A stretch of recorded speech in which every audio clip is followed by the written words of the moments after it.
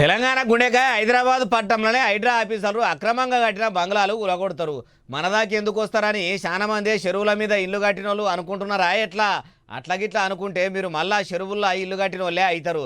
రాష్ట్రంలో 7 చెరువులు మింగి ఇల్లు కట్టినా కానీ ఇడిచిపెట్టేదే లేదట. తెలంగాణ రాష్ట్ర వ్యాప్తంగా ముందుగా రాజధాని నగరంలో దాని తదుపరి అన్ని జిల్లాల్లో కూడా ఎక్కడైతే చెరువులు ఆక్రమణకు గురైనాయో వాటిని తిరిగి చెరువులను పునరుద్ధరించడానికి ఇన్నరా బస్సుల మంత్రి పొన్నం ప్రభాకర్ సార్ ఏమంటున్నాడు? ఇప్పుడు రాష్ట్ర రాజధాని హైదరాబాద్ పట్టణంలో కూలగొడుతున్నారు. తర్వాత అన్ని జిల్లాలు మండలాలు ఊర్లలకు కూడా హైడ్రా ఆఫీసర్లు వస్తారు. అన్ని కూలగొడతారన్న తరీకాలు అనుకొచ్చుండు.